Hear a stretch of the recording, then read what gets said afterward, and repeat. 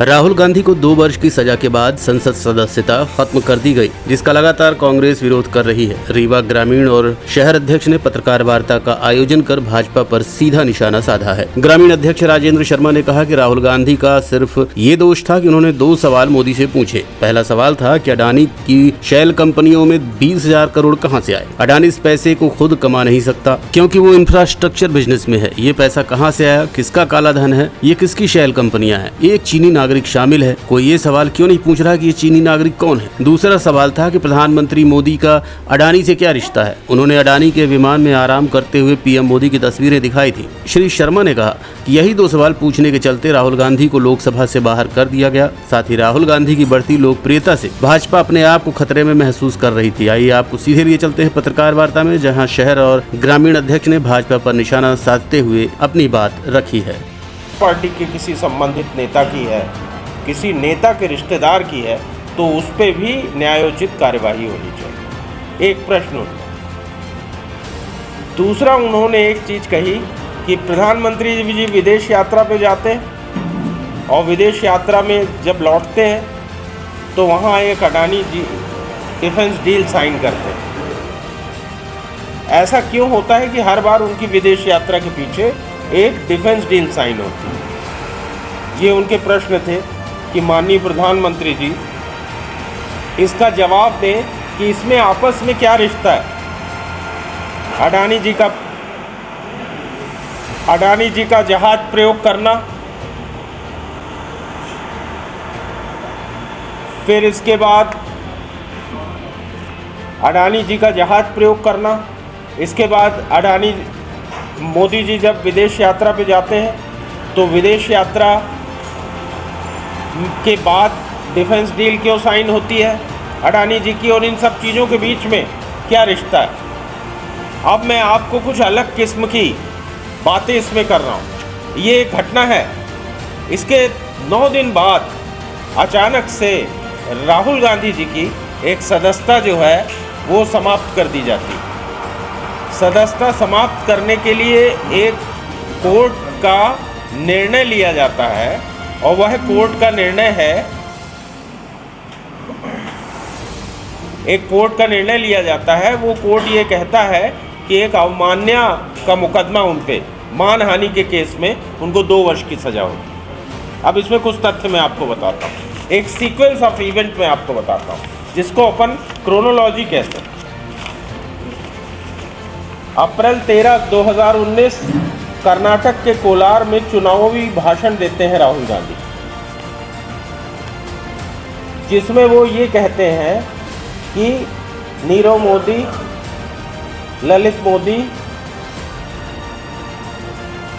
ये सब जितने मोदी नाम हैं ये अधिकांशतः चोरी में, इनका क्यों नाम वो स्पेसिफाई नहीं कर रहे हैं कि वो नरेंद्र मोदी को बोल रहे हैं कि ललित मोदी को बोल रहे हैं कि नरेंद्र मोदी को बोल रहे हैं। वो ये बोल रहे हैं कि मोदी नाम सरनेम वाले कुछ लोग चोर क्यों हैं, भगोड़े क्यों। दूसरी चीज, ये एक राजनीतिक भाषण था। दूसरी बात, अप्रैल 16 को बीजेपी के विधायक पूर्णेश मोदी ने सूरत में एक शिकायत दर्ज की और उस शिकायत में कहा कि इन्होंने मोदी सरनेम वालों का अपमान किया और इसके लिए इन पे मानहानि का मुकदमा दायर किया गया। मार्च 7, 2022 को जो शिकायत करता है वो रोक लगाते हैं, हाई कोर्ट में एक अर्जी लगाते हैं कि मेरी जो उस एप्लीकेशन है उस पर रोक लगा दी जाए।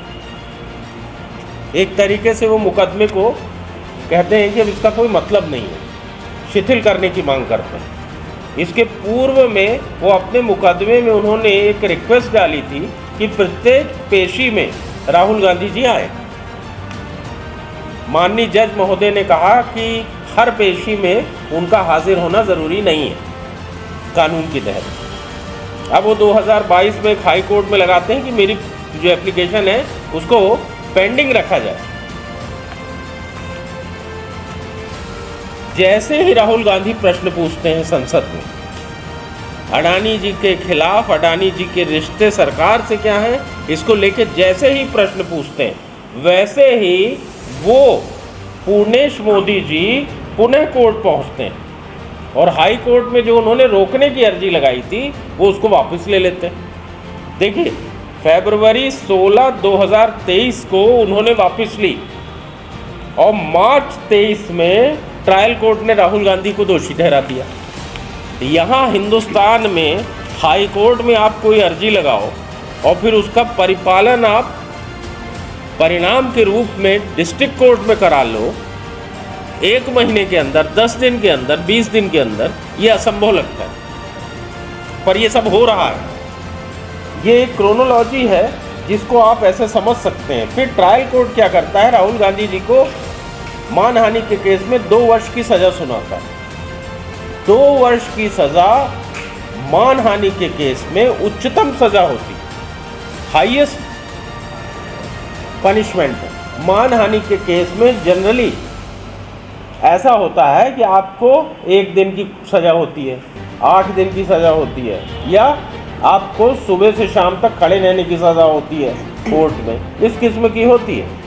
2 वर्ष की सज़ा उच्चतम सज़ा है। महात्मा गांधी को एक सांसद के द्वारा अपशब्द बोले जाते हैं, हमारे राष्ट्रपिता हैं, अवमान्य केस नहीं लगता, मानहानि नहीं होती।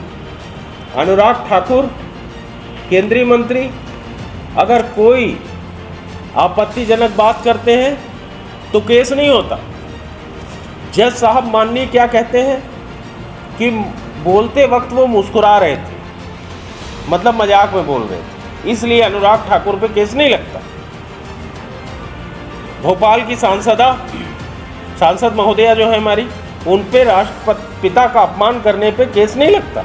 मोदी जी खुद कहते हैं कि मुझे शर्म आ रही है कि एक सांसद इस किस्म का बयान राष्ट्रपिता के खिलाफ बोल रहा है। मोदी जी को शर्म आ रही, पर उन पे अवमान्य नहीं लग रही। राहुल गांधी जी पे अवमान्य लग रही है, और अवमान्य में फैसला कितना सुनाया जा रहा है, 2 वर्ष। अब इसमें भी एक मज़ेदार बात मैं आपको बताता हूँ। किसी भी सांसद को अयोग्य ठहराने के लिए न्यूनतम 2 वर्ष की सज़ा अनिवार्य। मतलब अगर वो 2 वर्ष 1 महीना हाई न्यूनतम होता तो ये 2 वर्ष 1 महीना सुनाते। उन्होंने 1 वर्ष 11 महीने की सज़ा नहीं सुनाई, उन्होंने 1 वर्ष 10 महीने की सज़ा नहीं सुनाई, उन्होंने 1 महीने की नहीं सुनाई, उन्होंने क्या बताई, 2 वर्ष की सज़ा। 2 वर्ष की सज़ा जो मानहानि के केस में उच्चतम सज़ा है और डिस्क्वालिफिकेशन के लिए मिनिमम है। क्यों हुआ, इसके पीछे के कारण स्पष्ट बात है कि राहुल गांधी जी का जो प्रश्न है अडानी जी को लेके, उसने सरकार को भयभीत किया। आनन फानन में सरकार ने उनकी सदस्यता की, निलंबित की। सदस्यता निलंबित करने से क्या फ़ायदा? अवमान्य केस में 2 वर्ष की सज़ा होने पे राहुल गांधी जी 2 वर्ष और उसके आगे आने वाले 6 वर्षों तक चुनाव नहीं लड़ पाए। 8 वर्ष तक राहुल गांधी जी संसद में ना जाएं। ऐसा क्यों?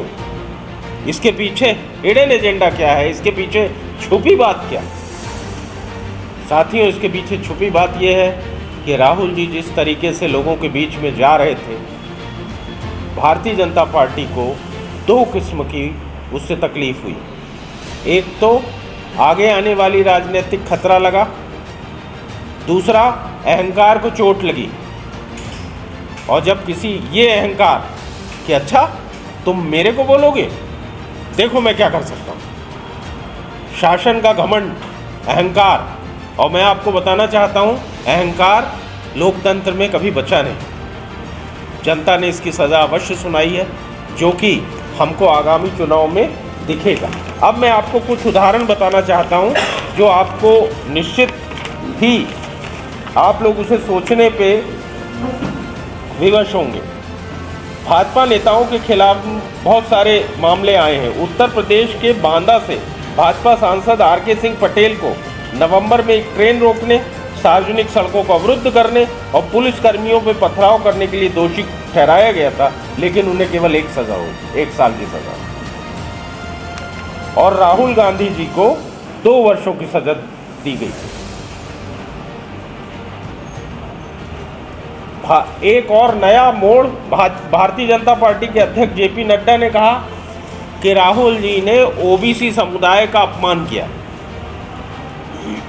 इस केस को ओबीसी से जोड़ रहे हैं। मैं तो ये पूछना चाहता हूँ कि क्या मोदी जो उपनाम है वो केवल ओबीसी लोगों का होता है? जैसा कि कमलेश्वर पटेल जी ने अभी आपसे कुछ दिन पहले जिक्र किया था अपनी प्रेस वार्ता में कि पीलू मोदी पारसी थे, सैयद मोदी पारसी थे, बहुत सारे मोदी मारवाड़ी हैं, अलग अलग धर्म में। क्यों इतना राहुल गांधी के अडानी प्रश्न से भारतीय जनता पार्टी भयभीत हो गई? ये वो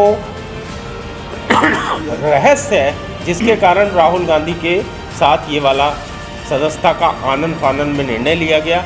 पर मैं आपको बताना चाहता हूँ कि कांग्रेस पार्टी सदैव से ही संघर्ष की पार्टी रही है, और आज हमने कांग्रेस पार्टी ने लोकतंत्र बचाने के लिए ये तय किया है कि हम ये आंदोलन लगातार चलाएंगे। जय भारत सत्याग्रह कांग्रेस पार्टी का अब शुरू हो गया है। डे बाय डे प्रत्येक दिन का हमारा कार्यक्रम है, जिसमें हम जनता के बीच में जाएंगे, नुक्कड़ सभाएं करेंगे, लोगों को जागरूक करेंगे और इस विषय को मजबूती से उठाएंगे। धन्यवाद।